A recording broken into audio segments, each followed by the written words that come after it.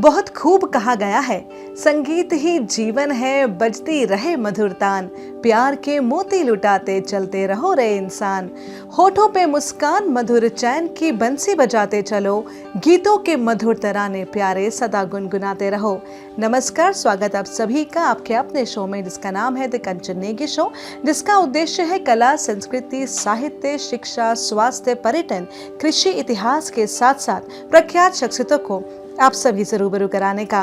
और आज इसी कड़ी में हम आपकी मुलाकात कराने जा रहे हैं एक ऐसी शख्सियत से जो किसी भी परिचय की मोहताज नहीं है।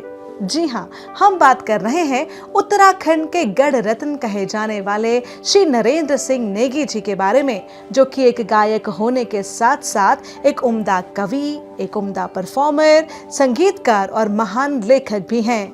नरेंद्र सिंह नेगी जी, जिन्होंने अपने गीतों से उत्तराखंड का नाम भारत में ही नहीं बल्कि पूरे विश्व में गौरवान्वित किया है। तो चलिए होते हैं उनसे रूबरू। नमस्कार नेगी जी। नमस्कार जी, नमस्कार। द कंचन नेगी शो में आपका हार्दिक स्वागत एवं अभिनंदन। धन्यवाद आपके श्रोताओं को भी बहुत बहुत शुभकामनाएं। जी नेगी जी, आपके जो गीत हैं वो बहुत कर्णप्रिय होते हैं और देखा जाता है कि उनमें उत्तराखंड के लोगों की जो जीवन शैली है या जो वेदना है, इन सब के बारे में आपके गीतों में साफ झलक दिखाई देती है। तो इनके बारे में आप क्या कहना चाहेंगे कि कब से आपने संगीत की दुनिया में कदम रखा और कैसे? कंचन जी, मैंने स्कूल कॉलेज में कभी ना तो गाने गाए जी, ना कोई कल्चर प्रोग्राम में पार्टिसिपेट किया जी। मैंने ये सब शुरू किया जब मेरे पढ़ाई के बाद नौकरी में आया। इसके बाद मैंने शुरू किया। मेरी शुरुआत जब मैं ग्रेजुएशन के लिए अपने तैरे भाई स्वर्गीय अजीत सिंह नेगी जी के साथ वो ले गए थे मुझे रामपुर में। वो सर्विस करते थे, वो ब्लाइंड थे वो और म्यूज़िक के टीचर थे। तो वो भाई साहब मुझे ले गए इंटर करने के बाद वहाँ पर। तो वहाँ उन्होंने वो म्यूज़िक सिखाते थे बच्चों को। ट्यूशन में भी कुछ बच्चे आते थे म्यूज़िक सीखने के लिए। तो उन्होंने ही मुझसे कहा कि यार तू तबला क्यों नहीं वो करता। तो मैंने ट्राई किया और शुरुआती उन्होंने तबले पे हाथ रखना सिखाया मुझे। तबला ऐसे बजाना है, ये बजाना। फिर धीरे धीरे मुझे लत लग गई तबले की जी। तो फिर अब पढ़ाई की तरफ तो ध्यान कम हो गया, अब म्यूज़िक की तरफ ध्यान ज़्यादा हो गया उसमें। तो फिर मैं पहले ये तबला बजाता था, उसके बाद भी जब मैं वापस आया वहाँ से तो मैं तबले पे ही काम करता था, तबला ही बजाता था और संगत करता था। कभी रामलीला में भी मैंने संगत की है और वहाँ सर्वदोत्सव वगैरह होते थे तो उसमें भी मैंने संगत की है। तब मैं गाता नहीं था। और उसके बाद ये हुआ कि सन 74 में 74 में जी, मैंने पहला गाना लिखा जी। और वो गाना यहीं चौहड़पुर बोलते थे उसको, अब विकास नगर बोलते हैं, यहीं देहरादून में। मैं अपने पिताजी को आँख के उनके ऑपरेशन के लिए लाया था जी। तो वहाँ वो अंदर वार्ड में थे तो मैं बाहर एक खाट लगा के उनके बरामदे में वहीं रात सोता था वहाँ पे। फिर वो चौकीदार ने इस शर्त पे मुझे वो दिया, उसने कहा कि सुबह डॉक्टरों के आने से पहले तुम ये सब उठा लेना। तो बरसात के दिन थे, ऐसे ही याद पहाड़ अपने घर की याद आई और होम सिकनेस ही बोल सकते हैं उसको। और कुछ लाइनें दिमाग में आने लगी और मैंने कुछ लाइनें बनाई। फिर 2-3 दिन बाद उसको और डेवलप किया तो एक गीत बन गया। धीरे धीरे लोक संगीत की तरफ आने लगे। मैंने फिर किताबें पढ़ी हैं पुरानी जो हमारे साहित्यकारों ने लिखे हैं, उनको अध्ययन किया, उनका पढ़ा। और फिर मुझे कहीं वैक्यूम महसूस हुआ तो फिर मैंने समाज में जो हम देख रहे हैं घट रहा है उस पर गीत लिखने शुरू किए। और पहले लोकगीत गाए मैंने 76 से गाना। जी, तो आपका पहला गाना यानी कि 1976 में आपने गाया मैंने वहाँ पर रेडियो में गाया। रेडियो में तो मैंने वो गाना वहाँ पर गाया। और उसके बाद धीरे धीरे फिर रेडियो के ऑफ़र आते रहे गाने रिकॉर्डिंग के लिए, तो मैं लगातार फिर गीत बनाने भी लगा। कुछ मैं लोकगीत थे मेरे पास, उन लोकगीतों को भी गाया जी। और कुछ अपने स्वरचित रचनाएं थी उनको भी गाया। इस तरह से मेरा सफ़र शुरू हुआ। बहुत खूब नेगी जी। नेगी जी, जो आपके गीत हैं, आपके जो गाने हैं, उसमें देवभूमि की खुशबू आती है। और जो आपका पहला गाना था ना, उसमें हमारे जो उत्तराखंड की जो महिलाएं हैं उनके कष्टों के बारे में साफ झलक दिखाई देती है। हाँ जी। तो वही गाना आपने क्यों चुना? नहीं, असल में मैं बचपन से देखता आ रहा हूँ। पहले तो अपने परिवार में मैं अपनी माँ को देखता था कि वो सुबह से शाम तक काम पे बिल्कुल जिस तरह लगी रहती थी, और उसके दर्शन केवल रात को ही होते थे। बाकी तो अभी यहाँ अभी लकड़ी घास के लिए चली गई, अभी खेत में चली गई, अभी पानी के लिए चली गई। इस तरह से उसका जीवन मैं देखता रहता था, वॉच करता रहता था। और मुझे धीरे धीरे ये एहसास हुआ कि केवल मेरी माँ की ही ये स्थिति नहीं है, पहाड़ की हर माँ की यही स्थिति है, हर बहनों की यही स्थिति है कि वो किस तरह से काम में जुटी हुई हैं। बहुत संघर्ष भी आपने झेले होंगे शुरुआती दौर में। एक नाम कमाने में बहुत समय लगता है नेगी जी। जो आपके जो इंसिडेंट्स थे या कोई ऐसे किस्से रहे होंगे, तो मैं चाहूँगी कि आप हमारे दर्शकों के साथ साझा करें। बड़ी तकलीफ़ तो ये थी कि हमारी आर्थिक स्थिति बहुत कमज़ोर थी, और उसकी वजह से मुझे पढ़ाई छोड़ के फिर नौकरी करनी पड़ी। घर में आके मेरे पिताजी पुराने ज़माने के रिटायर थे फ़ौज के, और नायब सूबेदार थे वो फ़ौज में। बहुत कम पेंशन थी उनकी, बहुत कम। ना के इतना बड़ा परिवार था हमारा, मेरे 7 बहनें हैं मेरी, तो और एक भाई है छोटा। तो इतना बड़ा परिवार के लिए हमारी जो अर्थव्यवस्था थी घर की, वो चरमरा रही थी बुरी तरह से। और फिर मुझे लगा कि यार ये पढ़ाई लिखाई के बजाय मुझे पिताजी का जो ये उनके ऊपर एक आर्थिक बोझ पड़ रहा है, उनकी पेंशन काफ़ी नहीं है। तो फिर जाके मैंने नौकरी ढूंढी, पौड़ी में नौकरी मिल गई मुझे, और मैंने फिर नौकरी शुरू कर दी, नौकरी करना। तो उस ज़माने में 72 में मैंने नौकरी शुरू की, और उस ज़माने में मैं रेडियो क्लर्क की एक पोस्ट हुआ करती थी जी। उसके लिए मैंने अप्लाई किया था, और मैं उसमें हो गया। तो 156 रुपया तनख्वाह होती थी उस ज़माने में बाबू की। बिल्कुल। लेकिन मैं 100 रुपया घर में दे के पिताजी को काफ़ी राहत मिलती थी। उस ज़माने में उसकी वैल्यू भी थी, 100 रुपये की वैल्यू भी काफ़ी थी।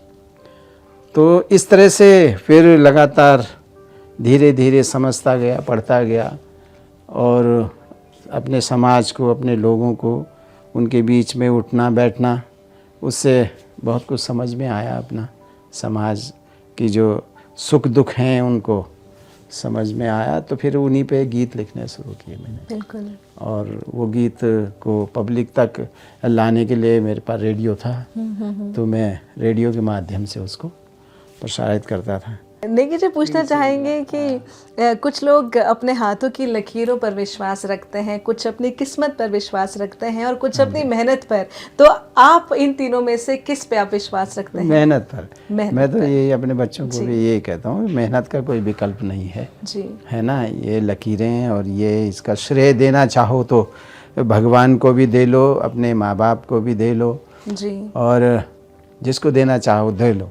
तो नेगी जी, हम आपसे पूछना चाहेंगे कि यूं तो आपके कई सारे साक्षात्कार हुए होंगे शुरुआत से लेकर अभी तक, तो हम पूछना चाहेंगे ऐसी कोई इंसिडेंट या ऐसी कोई चीज़ आप हमारे दर्शकों के साथ साझा करेंगे जो आपने अभी तक किसी और प्लेटफॉर्म पे, किसी और मीडिया के सामने वो चीज़ व्यक्त नहीं करी है? सामान्य सा स्ट्रगल है, मैं इसे स्ट्रगल की तरह मानता हूँ, और वो संघर्ष तो हर एक को करना पड़ता है। बिल्कुल। तो मैंने भी किया, और आने वाले बच्चे हैं वो भी कर रहे हैं, करना पड़ेगा उनको भी अगर आगे बढ़ना है तो वही मैंने भी किया।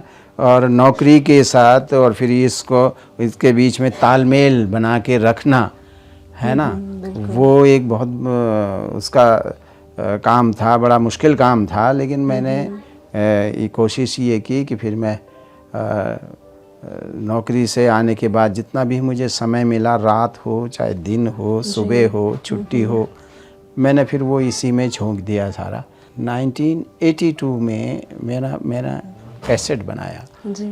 थोड़ा पैसा मेरे पास था तो मैं वो लेके फिर दिल्ली चला गया। बड़ा स्ट्रगल हुआ वहाँ पर, कहाँ क्या मिलता है, कहाँ कैसे होता है, कंपनी में कैसे म्यूजिशनों को इकट्ठा करें, कैसे गाएं। किसी तरह से एक कैसेट में बना पाया जी। अपने ही खर्चे पे, अपने ही प्रयास से। एक कुटीर उद्योग लग गया जी। घर में। सब लोग कोई कैसेट को डिब्बिया में डालना, फिर डिब्बिया में फ़ोटो का वो करना, फिर फ़ोटो के लिए पैसा नहीं था। जी।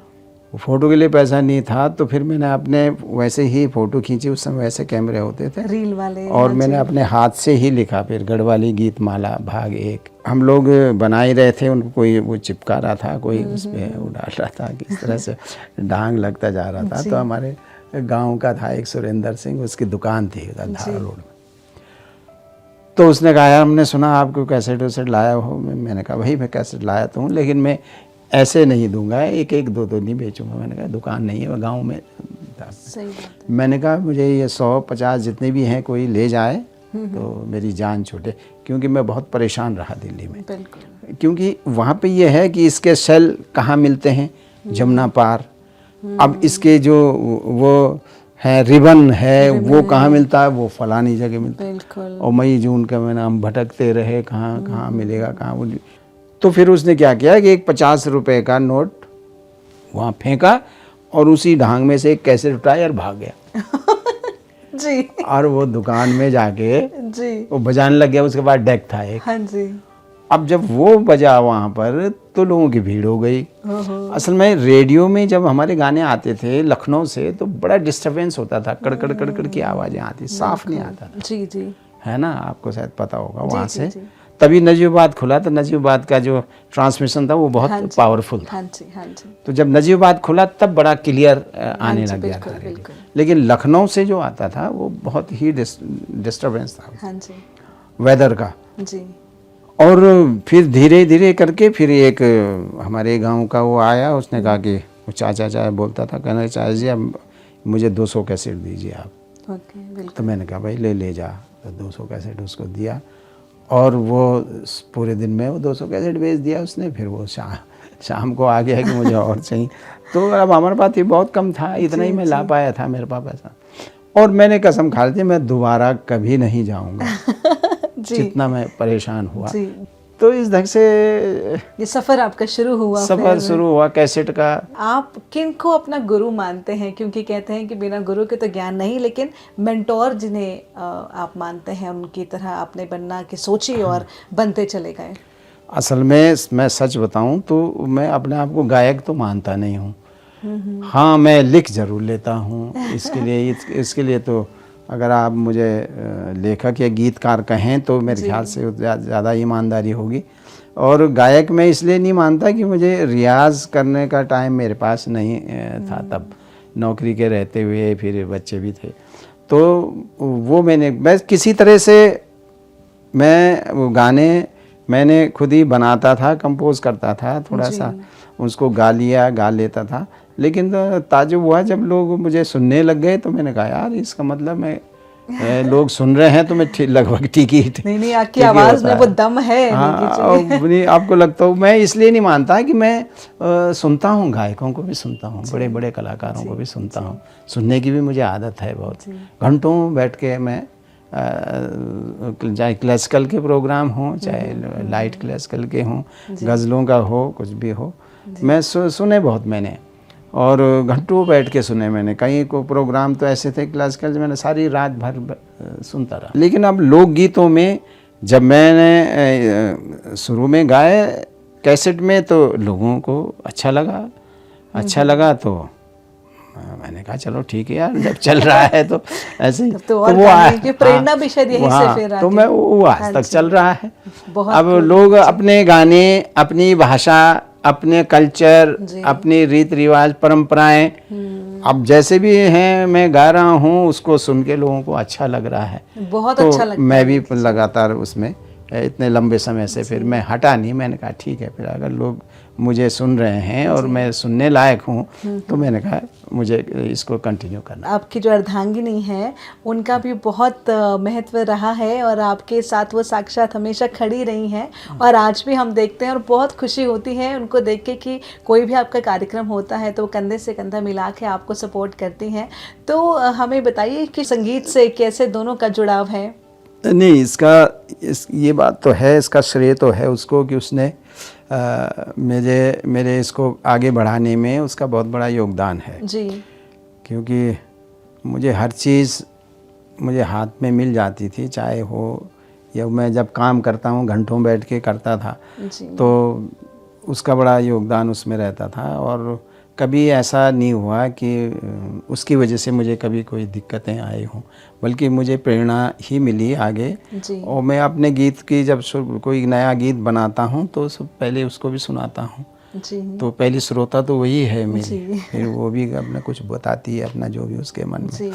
फिर मैंने जब ये मेरा गाने का था उसके बाद हमने इसमें डांस भी शामिल किया जी। तो फिर उसके ड्रेस का काम फिर मैंने इसको दिया। क्या बात है जी। मैंने कहा अब तुम जो पहाड़ की ड्रेसेस हैं जगह जगह की, अलग अलग जगह की, जौनसार की, बाबर की, इधर की, कुमाऊँ की, गढ़वाल की, तो मैंने कहा अब थोड़ा इस पे ध्यान दो और ड्रेसेस पे ध्यान दो। तो फिर आप मेरे टीम की ड्रेस डिजाइनर हैं। अच्छा नेकी जी, पूछना चाहेंगे कि यूँ तो आपने कई सारे स्टेज परफॉर्मेंसेस दिए और देते भी हैं और विदेशों में भी आप जाते हैं, तो वहाँ का कोई अनुभव यदि आप साझा करना चाहते हैं हमारे साथ?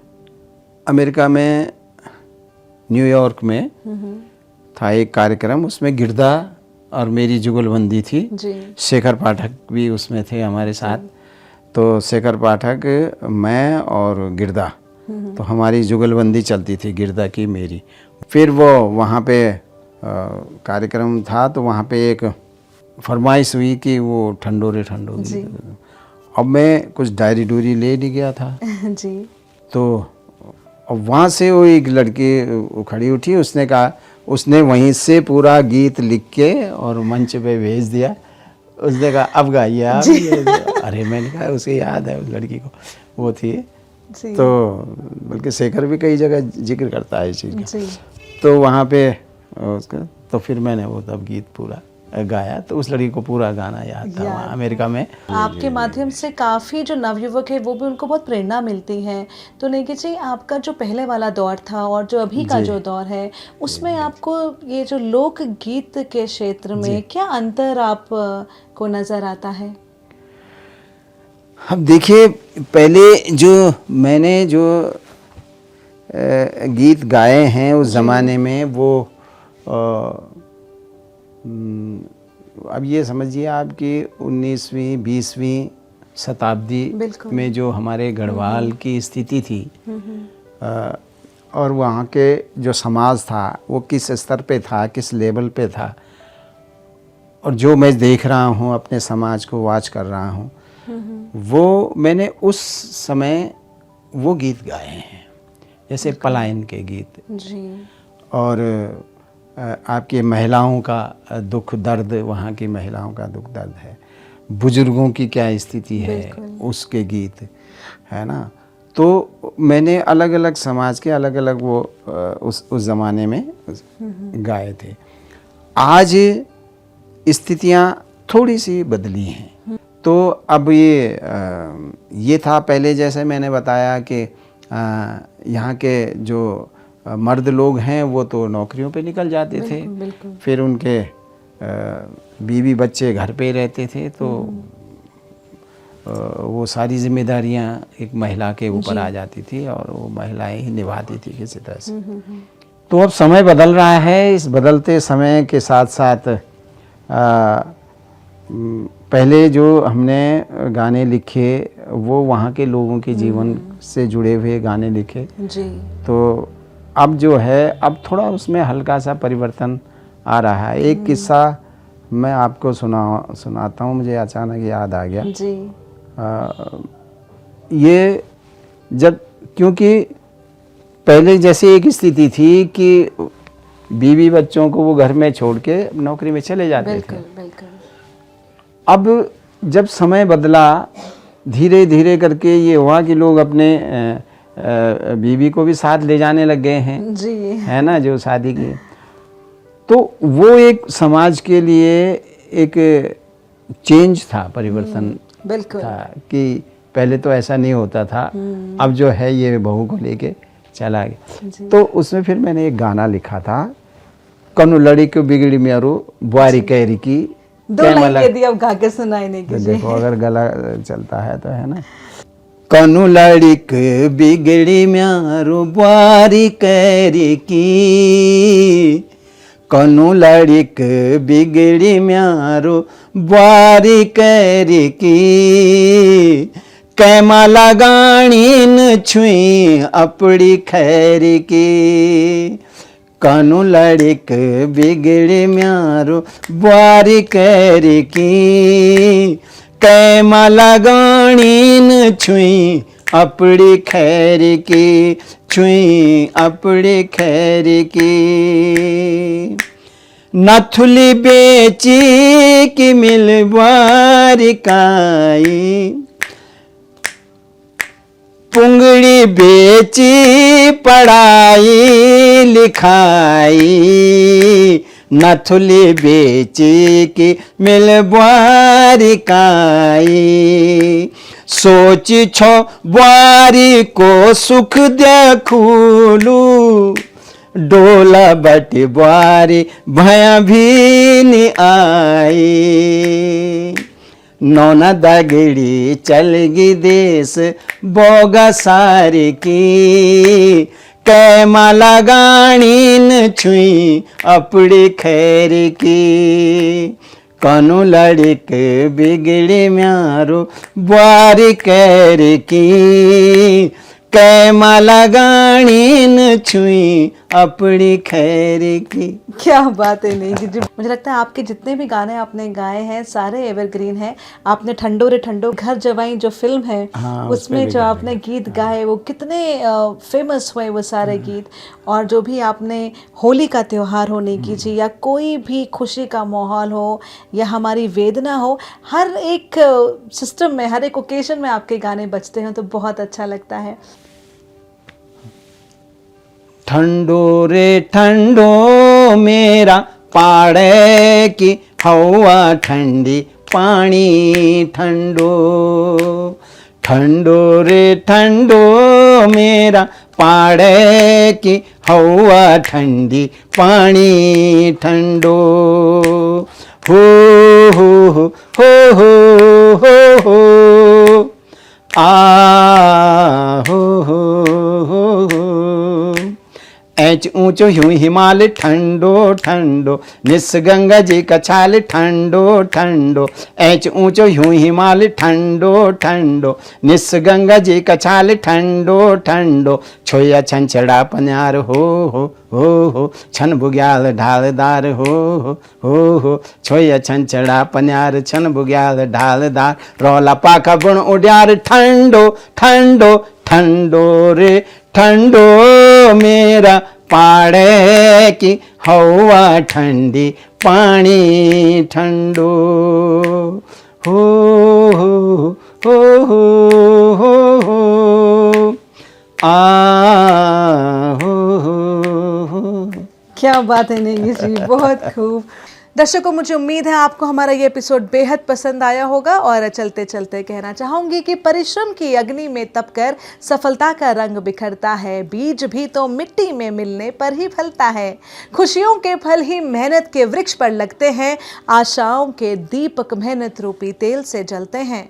दर्शकों, संग मेहनत के ईश्वर भी साथ देने लगता है और घोर अंधेरों में भी प्रभात निकलने लगता है। इस जीवन रूपी युद्ध भूमि में कीर्ति के लिए श्रम करना पड़ता है और ईश्वर सिर्फ जीवन देता है, रंग हमको भरना पड़ता है। ईश्वर सिर्फ जीवन देता है, रंग हमको भरना पड़ता है। और इन्हीं पंक्तियों के साथ और इस उम्मीद के साथ कि द कंचन नेगी शो की टीम फिर हाजिर होगी शनिवार रात 9 बजे सिर्फ दूरदर्शन उत्तराखंड पर। फिलहाल आप हमारे आज के मेहमान गढ़ रत्न श्री नरेंद्र सिंह नेगी जी को और मुझे यानी डॉक्टर कंचन नेगी को दीजिए इजाजत। नमस्कार।